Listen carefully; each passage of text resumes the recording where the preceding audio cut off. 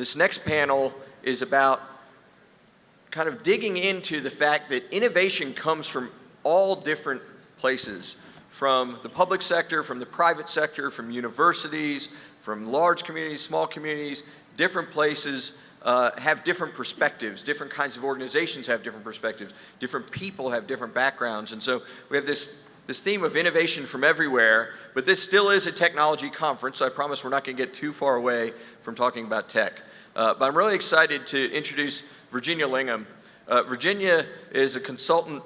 She's working with WSP out of California right now on transportation projects, transportation initiatives. But I first met Virginia when she was on this side of the country working with the Department of Transportation in Virginia, getting community engagement and really driving and supporting open data initiatives. So to have that background and then go into the private sector to help advise and consult, she has incredible perspectives, incredible experience, and is just the right person to lead the next panel. So with that, I'd like to introduce Virginia Lingham and give her the stage to introduce her fellow panelists. Thank you. Thank you, Tom, for that great introduction. It is an honor to be here today to moderate this wonderful panel that we have here for you. And I just have to say, I was in town. I got into town on Monday, and yesterday I was over in our WSP office, which is right around the corner here, and I came out at lunchtime, and the All Things Open conference was going on, and I saw all these folks out here on the outside of the building having lunch with their badges and their t-shirts, and I'm like, this is an indicator of what a smart city is. It's all about the people, and having all these people here learning about open data, all things open, smart cities, is just so, I don't know, inspiring to be here and to see that and to see all the involvement. So I don't know, I just kind of want to share that little perspective, things that I miss about being over here on the East Coast. So we have a great panel today, and I'm going to hand it off one by one to let them introduce themselves. I'll start with Linda. Linda's with the City of Raleigh. She's the Community Engagement Director with the city. Good evening, everyone. Thank you for coming out, especially after lunch. I'm Linda Graham-Jones. I am the Community Engagement Administrator with the City of Raleigh, and I've been here for 16 years. And so I say that to give you an indication of how I have enjoyed my government career, because I have the opportunity to work with programs and truly work with the people to really impact and enhance lives throughout the City of Raleigh. Okay, thank you, Linda. Next, Ali Karimoddini. Am I saying that right? Probably not. Sorry. He's a professor with AT&T State University. Hey, good afternoon, everybody. My name is Ali Karimoddini, Associate Professor at North Carolina A&T State University. So it's a pleasure to be here. I try to represent the academia type of perspective on the smart cities and a lot of cool experiences and research that we have been conducting on self-driving cars, the UAVs, and other robotic applications from that perspective to the smart cities. And pleasure to be here. All right, and last but not least, we have Craig Walton with AT&T. Hi, good afternoon, everyone. I'm Craig Walton. I'm a lead product manager for AT&T, and part of what I want to talk about today is something different. Maybe Virginia talked about technology and technology solutions, but some of the ways that AT&T actually reaches out in the community and helping the community inclusion, and some of the solutions that we've already done in the community, in the greater community, in the Triangle and the Triad. And hope to kind of bring that message, just so a different perspective than just technology and providing and vendor providing solutions. So I'm hoping that we can kind of tackle three main themes. The first is just give everyone more of a little bit of a background or talk a little bit about your current work and what you're doing. And then the second would be talking about some of the challenges we're encountering. And then lastly, hopefully if we get through it in the conversation, kind of look towards the future and where we're going with innovation and smart cities everywhere. So now I guess I'll hand it back to Linda. If you could share a few more details about the maybe specific initiatives that you're working on that are related to this conference. Thank you. So I'm here today to talk about our Raleigh Digital Connectors program, which was our grassroots effort of our digital inclusion starting here at the City of Raleigh back in 2010. We were able to obtain a stimulus grants funds, which was the BTOP. I'm sure most of you remember it, Broadband Technology Opportunities Program. We received those funds in order to start the Digital Connectors program, to teach digital literacy, and also to wire underserved or provide internet access to underserved communities. And that was received not again from the federal government, but in partnership with One Economy Corporation at the time.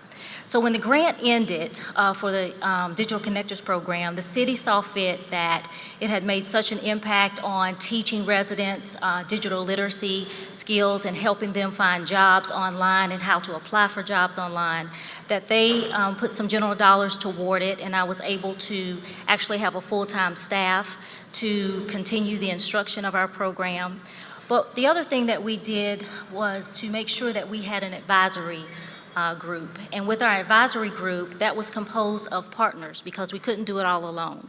So our partners were AT&T, Cisco, IBM. And so what we did is our advisory group was brought to the table because they could not only provide funding, but they provided the resources that we were able to catapult the students' elevation in digital literacy, in digital inclusion. So let me back up and let you know what the Raleigh Digital Connectors program is. It is a program for ages 14 to 18, and we teach them, again, technology skills, but they also have a community service component to them. So not only are they in the classroom learning entrepreneurship skills, coding, leadership and diversity, environmental skills, they also are tasked to go back out in the community and teach digital literacy skills. And we've been very successful in regards to this program as being nationally recognized, but also the local impact that it has done. For example, we partnered with AT&T and the Raleigh Housing Authority in one of our housing authority properties where AT&T actually provided the internet access. And so my team went in and surveyed the residents and found out exactly when they could be taught skills, what they wanted to learn. And so we created programs around that where we educated and brought technology awareness to the residents. And then we also partnered with Camden Institute, which if you were here this morning, you saw them as a partner as well, where the residents were able to purchase a refurbished computer. And so what we were trying to do was to complete that three-legged stool, whereas we had technology being provided to the home, we provided the education, and then we also provided the resources in order to continue to utilize that education. The other thing that has been very impactful with our program are our students. It's not one of those things whereas we just select students. We actually have a recruitment process. They complete an application, and then they have to come into a panel interview. The panel interview is composed of our internal and external partners. They're actually rated to give them the actual experience, so as they matriculate into their other jobs or going into college applications, they can have that experience to know what is expected. So they are selected, and then we have an orientation, and we're very inclusive to make sure that the orientation includes the parents or guardians. So what we try to do is to make sure that we create that multi-generational approach in the home where the parents and the students know exactly what they're learning, and so we can learn together. We also created World Parent Cafes, and that's where I would meet with the parents while the students were in class learning, so to see if there were any resources or any gaps that we could fill for our parents. Again, working with the city, we have a wide array of services, so we wanted to make sure that we were serving the citizens while we had that targeted audience. That's great, and we'll get into a little more details as we go on, but thank you for sharing that. I think that you offer such an interesting perspective because you get to work with the community, with the families who have this new access. You know, working for government or working for government now, we're always trying to figure out how to use broadband and how to like get the access to people, but you're really taking it to the next step to make sure that it's usable and training them how to use it, how to get the computers out there. So now kind of transitioning over to students. So Ali works with kind of more advanced students in the university setting. And some of you, how many people out here checked out the Auto Drive Challenge booth that was out there? Anyone see it? Okay, well that's one of the projects that Ali is working on, so hopefully he can share a couple updates about that and some of the other projects that you're working on. Oh, great. Yeah, it's glad to hear that the people here have seen something about the Auto Drive Challenge, and I want to share more about the specifically Auto Drive Challenge in the sense that around 3 years ago, SA International and General Motors invited universities across US and Canada to submit their applications for developing self-driving cars that can be driven in urban environments. About 32 universities applied, 8 universities were selected, and proudly North Carolina A&T is representing North Carolina is attending this competition.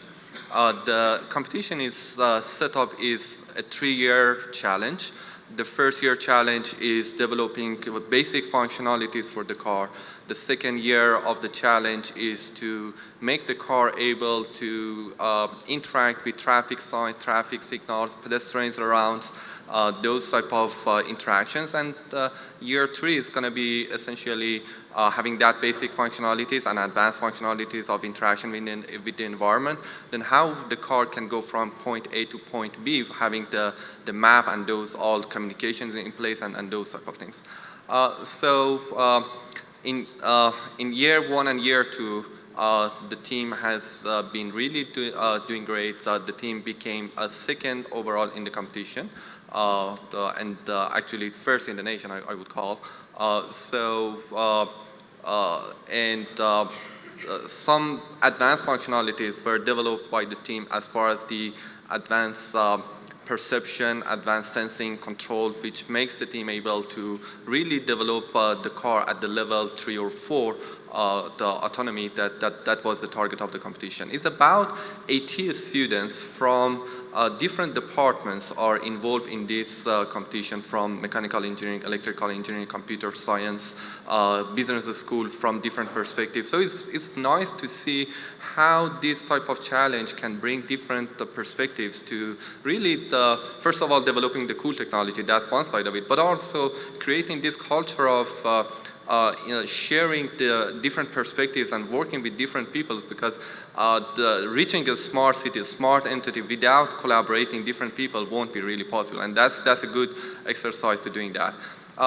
And there has been so many people are involved. Is the university and the students are one side of it, but also I would like to emphasize the role of other people that have been supporting this project. For example, there has been one of the challenges that we were facing, how we can test the car in different areas, different intersections in the city. And for example, City of Greensboro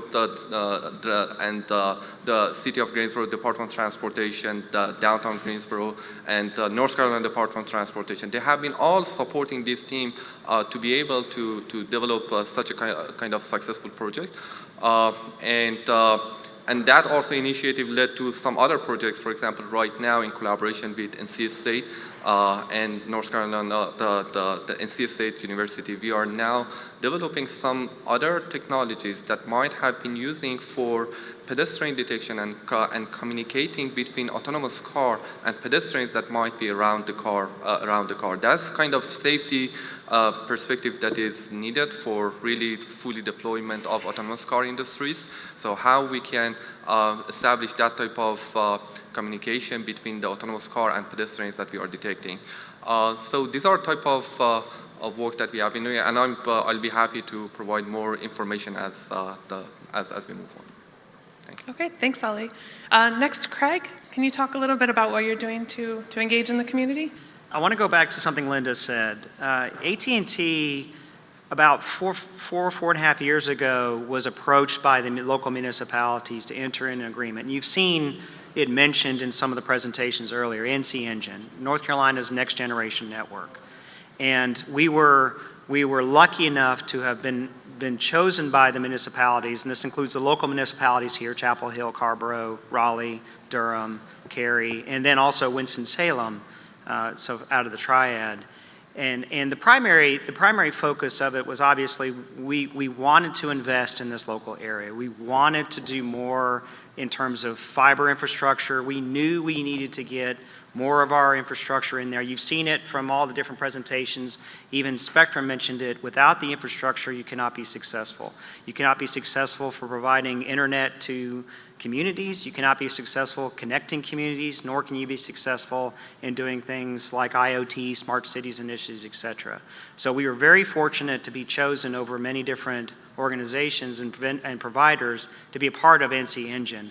But what came out of the NC Engine agreement wasn't just the fact that we're going to work together as a group and a team to expand our fiber infrastructure, but there was an interest in a mutual interest in serving the community at whole. And so one of the criteria in the NC Engine that we both agreed to was that we were going to connect the community together, and we were going to do it for free. And so what we signed up for is we would connect internet connectivity, and Linda mentioned it. We were going to provide 1 gig internet connectivity to community centers, mostly in underserved communities, and provide that connectivity for free, the support for free, and the infrastructure for free.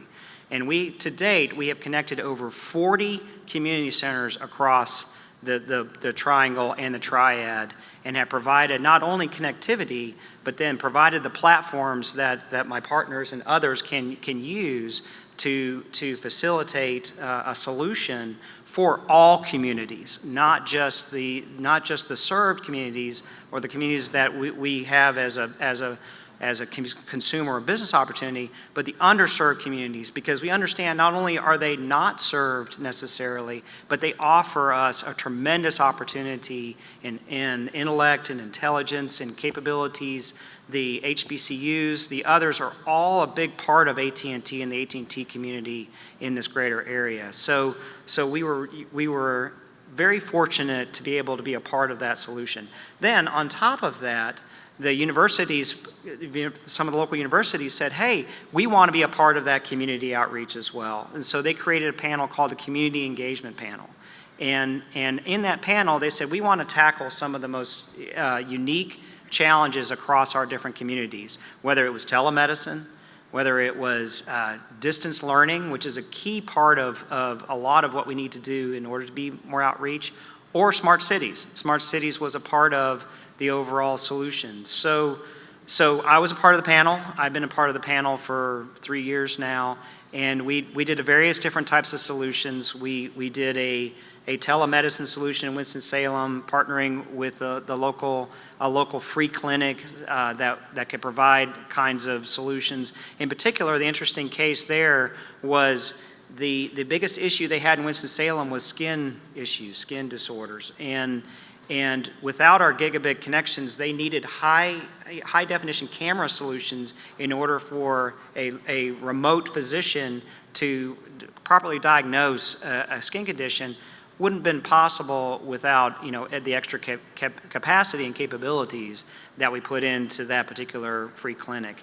And then we've done distance learning with UNC and NC State, with the city of Carrboro, and with others, bringing in the community and engaging the community. And then thirdly, smart cities. We AT&T chose the town of Chapel Hill as one of our spotlight cities.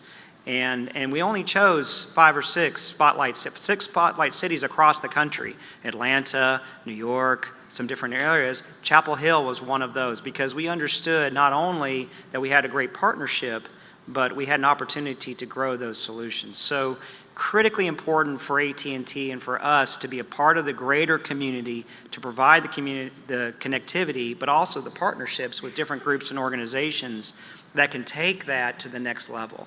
Not just us as a provider, but us as a partner in order to come up with a solution. So it's been a great journey. We have a long way to go, but we have an opportunity in front of us to enrich Raleigh, to enrich the triangle and the triad, and come up with a better solution. All right, great. Thank you for those sharing what you're doing throughout the area. One thing that I see when I'm hearing each of these different stories and your experience is there's many, many layers here. Lots of different types of people that are being worked with. So we have the public, we have students, we have municipalities, we have universities, and we're all doing our own little piece for innovation for each of these different areas.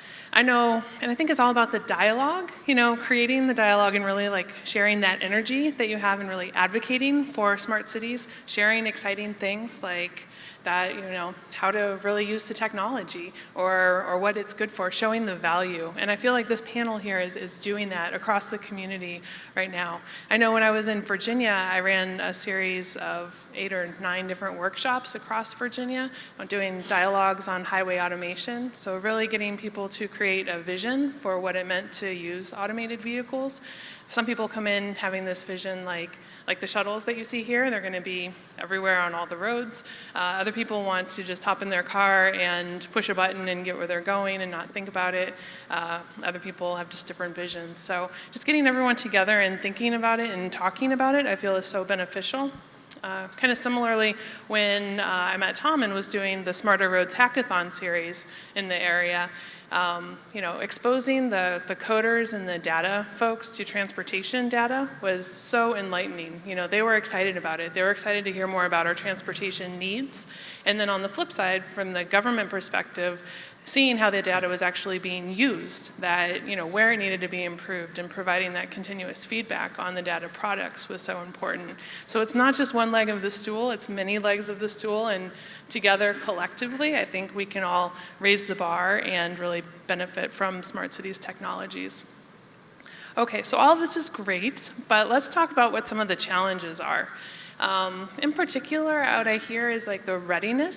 So whether it's public or it's students or it's municipalities, I know that's something I work on with the different agencies that I'm working with, is getting them ready for connected and automated vehicles, running workshops, again, creating that vision. I guess, Linda, what do you think about the readiness of the folks that you're working with as part of your digital program?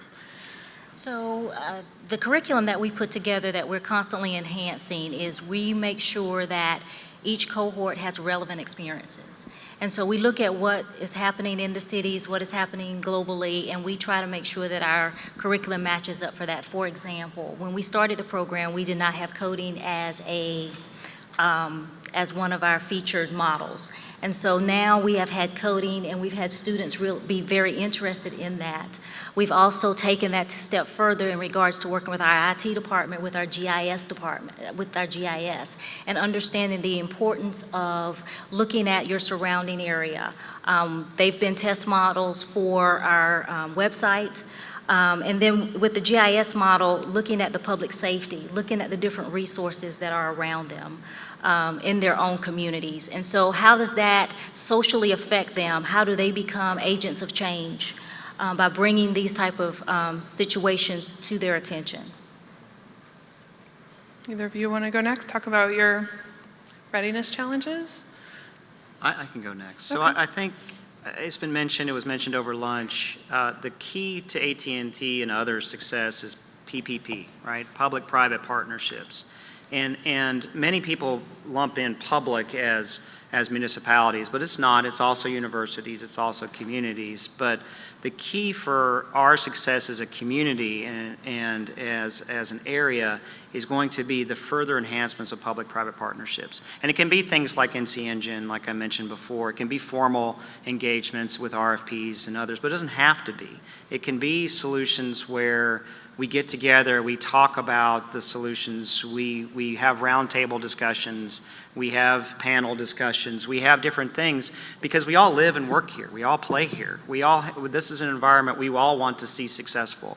We all personally want to see successful for our own personal reasons, not only our professional reasons. So that's going to be a key. You're going to see that repeating over and over again, that public-private partnerships are going to be the key to our success as a whole. We cannot do it alone. We cannot stand on our own. The universities do a great job of coming up with ideas and doing things in their environments, in their labs, but then they need our help, right, in order to realize the visions into the market and realize the visions into a larger community. And so we have to shift. We have to start thinking of things in terms of partnerships and not just a vendor or a provider versus a solutioner or somebody else. We have to start really leaning in on partnerships.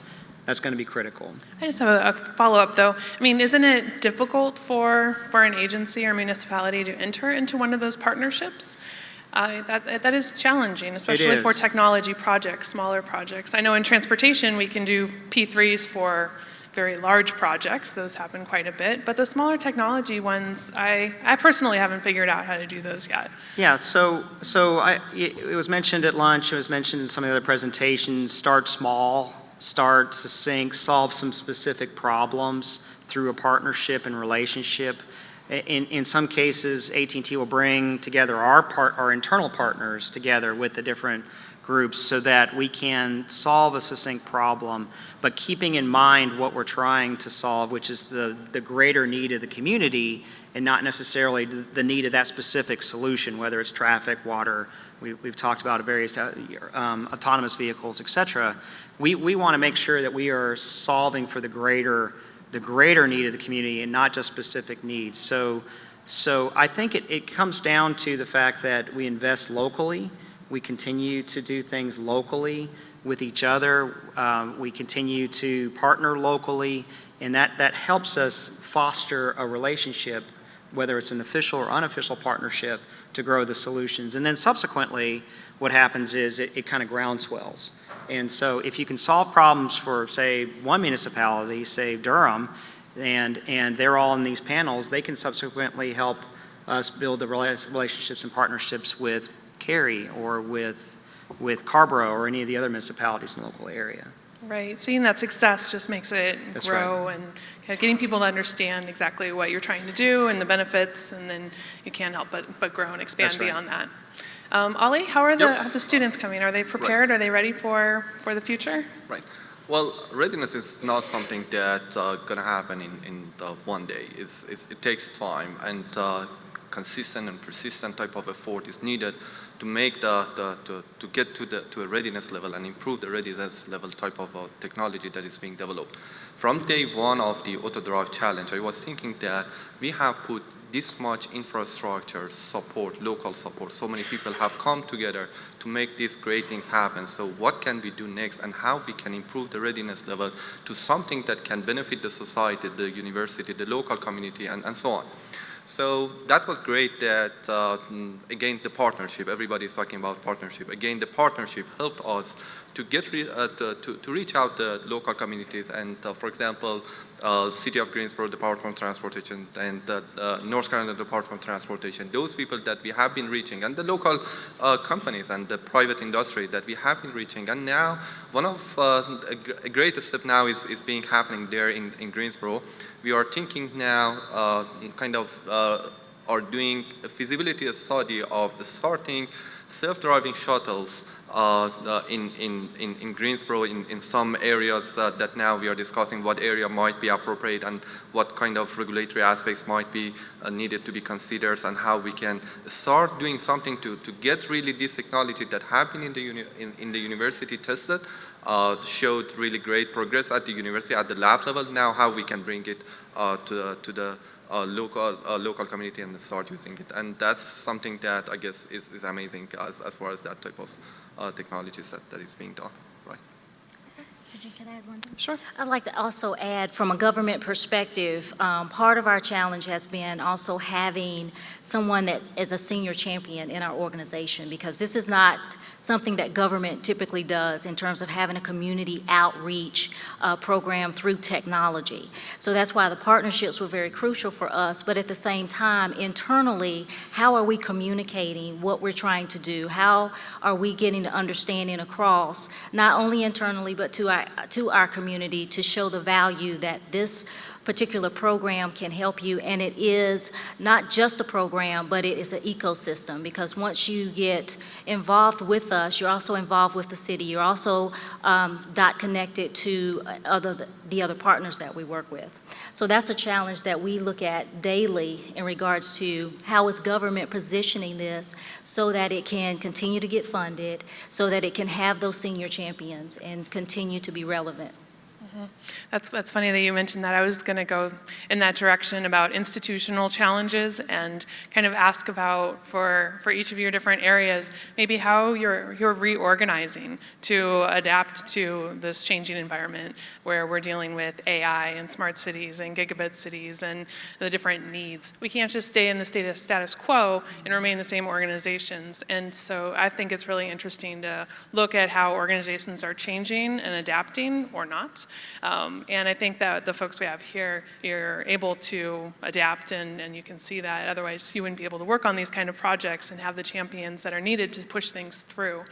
Do any of you have any comments about that, about how your agency might be adopting to smart cities and really growing to accommodate these innovations? I think what's key for AT&T was strategic alliances, private-private partnerships. So strategic alliances with others that were experts in their respective fields. And so we have worked hard to make sure that we get the best in class of vendors, providers, solutions providers, data analytics, data scientists, and others, and created an ecosystem, using your term, the ecosystem around that internally, that we can then come to these public-private partnerships and bring a holistic solution that is the best of the best. And we're able to know it's the best of the best because we obviously have a large footprint, we have a large organization, and we've been able to create a new ecosystem by plucking some of the best solutions, because we understand that smart cities is a growing area, IoT is a growing area, autonomous vehicles a growing area in our ecosystem, and in our future, and AT&T is going to be asked to provide a lot of the solutions in those areas. So we internally have created new organizational structures that partner with private partnerships in order to provide the best public partnerships as well. Yep, and I guess I want to add to that. Well, here is the fact that with the smart technology, the smart cities, whenever we are talking, the technology that was usable for 2 years ago, maybe right now, is going to be quickly changed, and it's not going to be, it's going to be replaced with something much more advanced. So the technology is growing really, really fast. So, and it's getting commercialized really, really fast. This is not the way that universities are aligned with to get commercialize the things. And actually, this is not the mission of the university, to commercialize the technology. On the other hand, the companies are mission toward the commercializing the technology, but there is a cap there. There are the companies, the private sector can get somewhere to commercialize the technologies, but then it's going to be so much open questions that they alone cannot solve it, and then the universities can get into and then can partner and improve it. So that then the partnership of the government, the agencies, the private sector, the companies, industries, and the universities together are needed to really help to push the boundaries as far as the smart cities. I want to just give one example. For example, right now, NC Department of Transportation and North Carolina A&T State University and UNC Charlotte are putting a consortium developing some technologies for using drones for inspection practices, especially for example, bridge inspections or those type of things. So it's kind of really, really challenging when we want to think that using these technologies, so in such kind of harsh environment around the bridges, really high turbulence, it's going to be difficult. So and no mature technologies right now is there.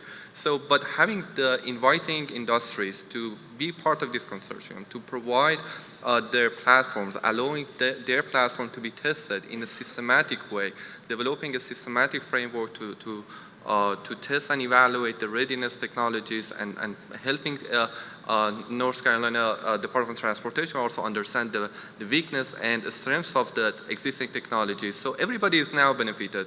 North Carolina Department of Transportation can test the readiness of the technology. The companies have the chance to see how the technology can be deployed in North Carolina Department of Transportation, and the university also has the chance to be partner with the universities and with the industry and see where is the technology level there and how they can learn from the industries and vice versa, how they can benefit the industry. So that's the thing that I think that we have to follow this model to bring all expertise from different perspectives to be able to push the boundaries of the smart cities.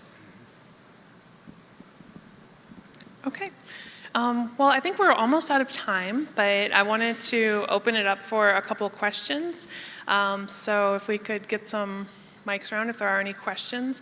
But I just want to just kind of show you and reiterate like how many layers there are to smart cities, how many layers there are to innovation, you know, public, students, municipalities, government, everything is all involved. And there's innovation everywhere. We have innovation showing you some great examples here on this panel today about how innovation is happening in smart cities. And then there's also innovation in all of you. And we really need to tap into that and really just show your passion. And that's how we're going to grow the Smart Cities Initiative. Okay, so first question. Linda, you know that the Digital Connectors program is my favorite program that the City of Raleigh runs. What is the biggest obstacle to growing this program or expanding it? It does such great work, but I don't feel like we're really reaching enough students. Can you talk a little bit about that? Sure. And thank you for your support, Mary Ann Baldwin. The biggest challenge now is that we've had 12 programs to date now, but I've only had one instructor. And so it's going to come down to staff resources, and it's going to come down to funding. I have one instructor. Again, funding is not only just to operate the program. Each student receives a brand new laptop and a $500 stipend at the conclusion of the program. And so adding other students, also we have to add another computer lab. Right now our lab is only set up for 15. So it's just pretty much overlaying the cost and the resources that we have now to have another program. And that way we can start to, instead of one cohort of 15, we can have 30. Okay. Well, I think we're good. I want to give Linda, Ali, and Craig a round of applause for their discussion today.